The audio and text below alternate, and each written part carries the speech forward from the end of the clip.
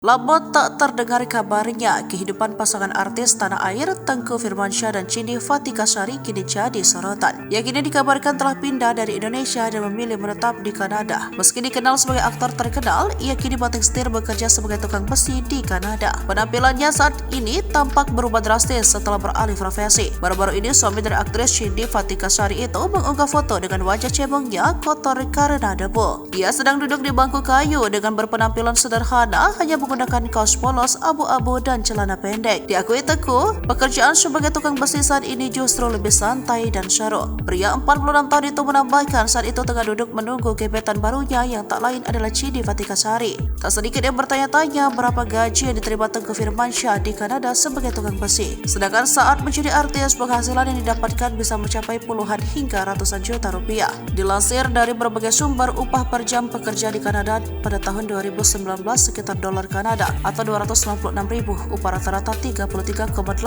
dolar Kanada atau sekitar 401.000, yang paling tinggi 56,74 dolar Kanada 672.000. Sedangkan di Kanada setiap orang mendapat jatah 40 jam bekerja per minggunya. Untuk itu apabila upah tersebut dihitung per jam, Tengku Firmansyah mendapat sekitar 96 juta per bulannya. Bukan tanpa alasan, ia dan Cindy Fatikasari pindah ternyata untuk menemani anaknya yang sedang kuliah di sana. Ia bahkan rela meninggalkan dunia hiburan di Indonesia yang sudah membesarkan namanya dan beralih menjadi tukang besi di negara tersebut. Ia tidak merasa gengsi karena kini pekerjaannya bukan menjadi artis tetapi pekerja migran Indonesia. Ia bekerja di sebuah perusahaan manufaktur yang menangani proyek-proyek besar yakni Edmonton X Charger. Perusahaan tersebut menyediakan jasa manufaktur dan pemeliharaan mesin serta benda-benda komponennya dari besi maupun baja.